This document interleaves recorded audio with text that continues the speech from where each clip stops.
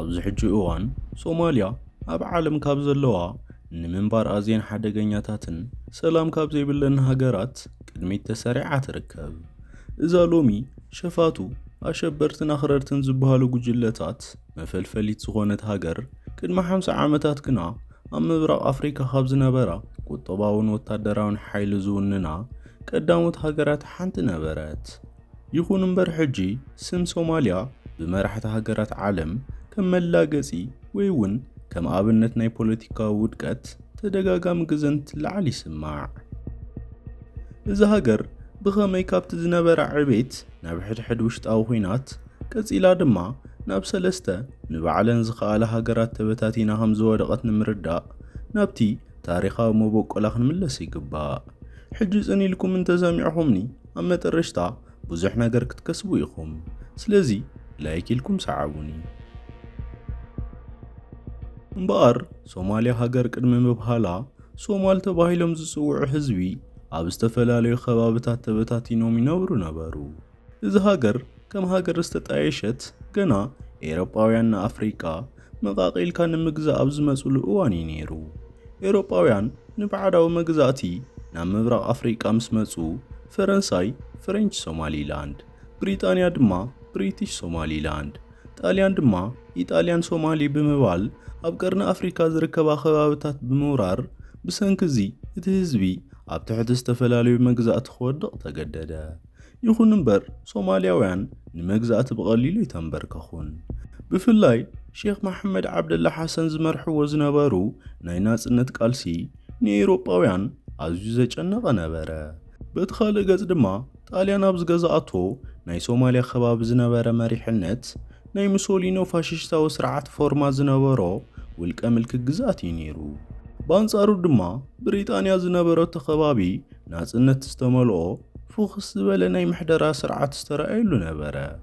እምበኣር እዚ ናይ ምሕደራ ፍልልይ ድማ ድሕሪ ናጽነት ኣብ መንጎ ህዝቢ ሶማልያ ዕርቂ ዘይብሉ ዘይምርድዳእ ዝፈጠረ ቀንዲ መሰረት ኮነ። ሓምለ 1 1960 እተን ክልተ ገዛእቲ ሃገራት ማለት እውን ጣልያንን እንግሊዝን ተጻሚደን ሶማልያ ሪፐብሊክ ዝተባህለት ሃገር መስረታ። እታ መዓልቲ እቲኣ ንሶማልያውያን ናይ ሓጎስን ሓድነትን መዓልቲ እያ ነይራ።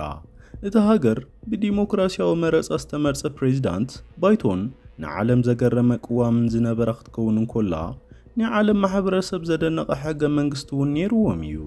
ይኹን እምበር ኣብታ ሃገር ንደገ እንትረአ ጥዑም ዝመስል ፖለቲካ ውሽጡ ግና ብሰፊሕ ቅርሕንትን ዘይምርድዳእን ዝተመልአ ነበረ። ብፍላይ እቶም ብብሪጣንያ ተገዚኦም ዝነበሩ ሰሜናውያን ዜጋታት እቲ ቀንዲ ስልጣንን ኢኮኖሚያዊ ጥቕምታትን ናብቶም ኣብ ትሕቲ ጣልያን ዝነበሩ ደቡባውያን የዘንብል ከም ዘሎ ብምግንዛብ ዓብይ ቅሬታ ነበሮም። እዚ ድማ ኣብቲ ሃገር ናይ ባዕዳውነት ስምዒት ክሰፍን ገበረ። ካብዚ ብተወሳኺ ቁጠባት ሃገር ኣብ ናይ መጻኢ ረድኤታት ጥራይ ዝተመርኮሰ ብምዃኑን እቶም ጎረባብቲ ሃገራት ተበታቲኖም ዝነበሩ ሶማላውያን ናብ ሓንቲ ሃገር ናይ ምጽንባር ድሌት ዘይምህላውን ኣብቲ ህዝቢ ዓብይ ቂምታ ፈጠረ። እንተኾነ ግን መንግስቲ ሶማልያ ሽዑ እውን እንተኾነ ዓባይ ሶማልያ ዝብል ፖለቲካዊ መስመር ናይ ሓደ ጎን ነይሩ። ከምቲ ኣብ ባንዴራታ ሃገር ዝነበረ 5 ጫፍ ዘለዎ ኮኸብ ዝሕብሮ እቶም ኣብ 5 ዝተፈላለዩ ሃገራት ተበታቲኖም ዝነበሩ ሶማላውያን ናብ ሓንቲ ዓባይ ሶማልያ ንምጽንባር ዝነበረ ጽኑዕ ድሌት ንግዚኡ እኳ እንተተሓበአ ማእኸላይ መንግስቲ ግና ነዚ ዕላማ እዚ ፈጺሙ ይገደፎን። ኣብቲ እዋን እቲ ሶማልያ ካብ ኣፍሪቃ ብዲሞክራሲያዊ መረፃን ስልጣን ብሰላም ብምቕያርን ዋላ እኳ ትፍለጥ ተነበረት እቲ ውሽጣዊ ቅርሕንቲ ግና ካልእ መገዲ ሒዙ ነበረ። 20 ጥቅምቲ 1969 ፕሬዚደንት ዓብድረሺድ ዓሊ ኣብ ገዝኡ እንከሎ ብሓላዊኡ ብግፍዒ ተቐተለ። ንጽባሒቱ ድማ ሰራዊት ሶማልያ ብዘይ ደማዊ ኩናት ዕልዋ መንግስቲ ብምግባር ስልጣን ከም ዝሓዘ ብምእዋጅ ነቲ ነባር ባይቶ ፍሪሶም ነቲ ዝጸንሐ ሕገ መንግስቲ እውን ደምሰስዎ። እምበኣር ኣብቲ እዋን እቲ ወዲ 51 ዓመት ዝኾነ ጀነራል መሐመድ ሲያድ ባሬ መራሕቲ ሃገር ኮይኑ ተመዘዘ። ካብኡ እቲ ሓድሽ ወታደራዊ መንግስቲ ኣብ ህዝቢ ዓብይ ተፈታውነት ንምርካብ ብላዕ ንምጥፋእ ጸረ ዲሞክራሲ ዝኾኑ ኣካላት ንምቅላስን ነቲ ሃገር ዝጻረር ዝነበረ ዓሌታዊ ፖለቲካ ንምእላይን ብትሪ ከም ዝቃለሰ ፍለጠ። ካብዚ ብተወሳኺ ኣብ መላእ ሶማልያ መሃይምነት ንምጥፋእ ንትምህርቲ ክወፍር ብምግባር ኣብ ታሪኽ ሶማልያ ንመጀመርታ ግዜ ብኣፍ ጥራይ ዝዝረብ ዝነበረ ናይ ሶማልያ ቋንቋ ናብ ጽሑፍ ክሰፍር ጀመረ። ሲያድ ባሬ ዝስዕቦ ዝነበረ ስርዓት ድማ ሳይንቲፊክ ሶሻሊዝም ኢሉ ስም ኣጠመቆ። እዚ ኣብ ልዕሊ ማርክሲዝም ዝኾነ ስርዓት ኢኮኖሚ ናይ ሶማል ዓሌታውነት ተወሲኽዎ ዝተፈጥረ ኣተሓሳስባ ከም ዝኾነ ይፍለጥ። ድሕሪ እዚ ንሶማልያ ምስ ምብራቓዊ ዓለም ብምትእስሳር ብፍላይ ከዓ ምስ ሶቪየት ሕብረት ጥቡቕ ዝኾነ ርክብ ብምፍጣር ካብቲ ሶሻሊስታዊ ዓለም በዝሒ ዘለዎም ኣጽዋራት ክትረክብ ክኢላ እያ። ካብዚ ብተወሳኺ ድማ ብመንግስቲ ሶቪየት ሕብረት ዝተሃንጹ መሰረተ ልምዓታት ክትረክብ እውን ኣኺላ ነበረት።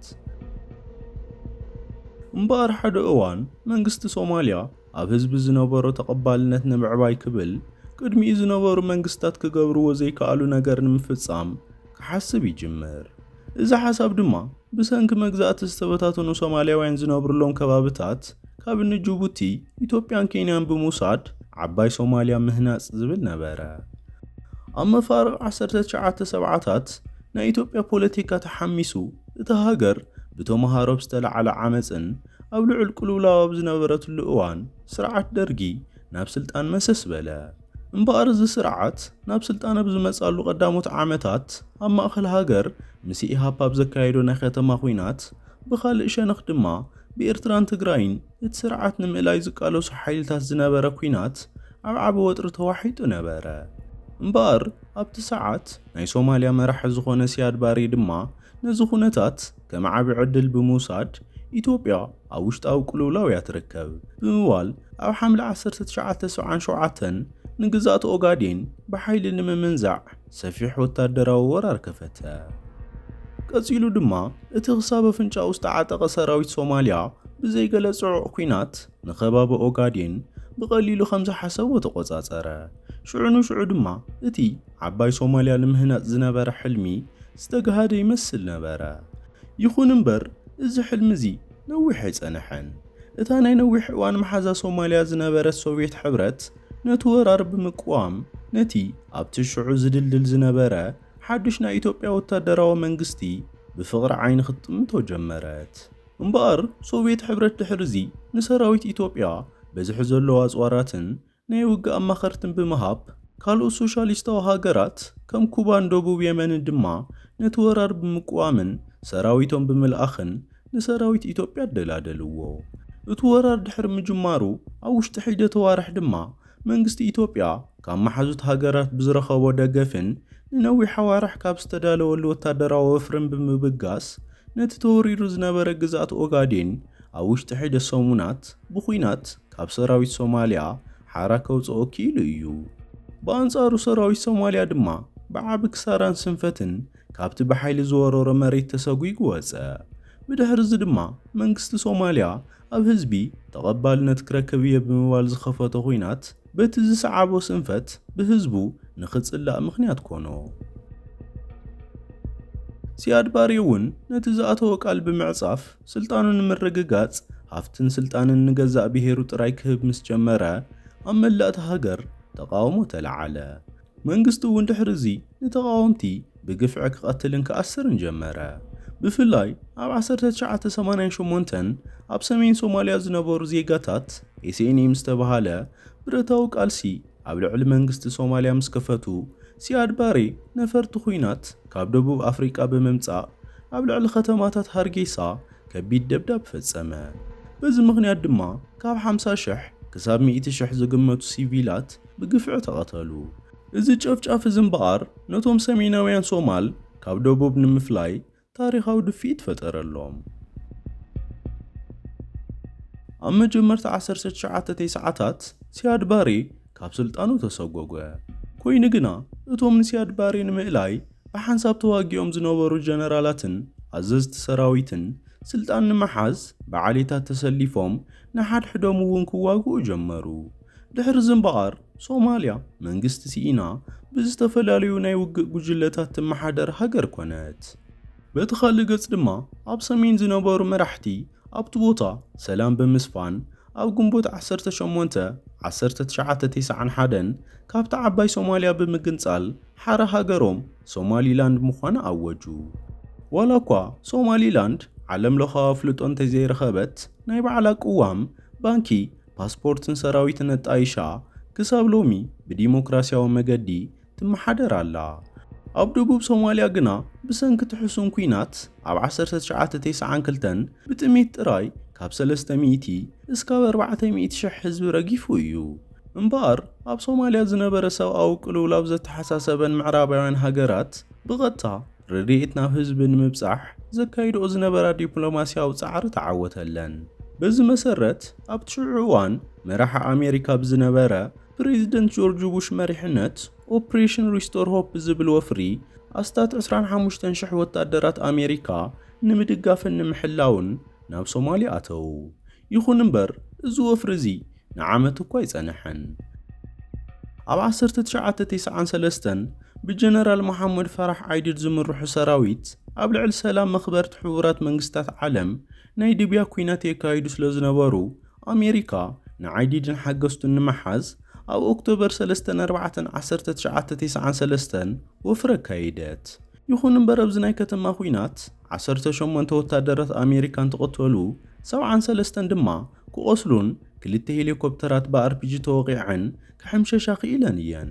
ብድሕሪ እዚ እቶም ናይ ሶማል ዕጡቓት ነቶም ዝሞቱ ወታደራት ኣሜሪካ ኣብ ጎደናታት ሞቃዲሾ ክጎትዎም ዘርኢ ምስሊ ኣብ መላእ ዓለም ብሰበር ዜና ምስ ተረኣየ ኣሜሪካ ተዋረደት። በዚ ተደፋፊኦም ድማ ኣብቲ እዋን መራሒ ኣሜሪካ ዝነበሩ ፕሬዚዳንት ቢል ክሊንተን ሰራዊት ኣሜሪካ ካብ ሶማልያ ንኽወፅእ ኣዘዙ። ብምቕጻል ድማ ሕቡራት ሃገራት ዓለም እውን ንሰብኣዊ ረድኤት ሓዲጉ ካብ ሶማልያ ንሓዋር ወፀ። ብድሕሪ እዚ እምበኣር ኣሜሪካ ድሕሪ ምውፅኣ ሶማል ናብ ዝያዳ ጸልማትን ዘይሃደአን ኩነታት ኣተወት። ኣብ 2006 ድማ ሓደ ፍሉይ ተጓንፎ ኣጓነፈ። ንነዊሕ ዓመታት መንግስቲ ኣልቦ ዝነበረ ሶማልያ ነቲ ግዝያዊ ስርዓት ዳይነት ዝትክኡ እስላማዊ ቤት ፍርድታት ሕብረት ብምውህሃድ ካብ ደቡብ ተበጊሶም ኣብ ጁን 2006 ንሞቃዲሾ ተቆጻጸሩ። እዚ ክያደ ንሶማልያ ሰላም ዘምጽእ እኳ ተነበረ ንምዕራባውያን ሃገራት ግና ዓቢ ስጋት ፈጠረ።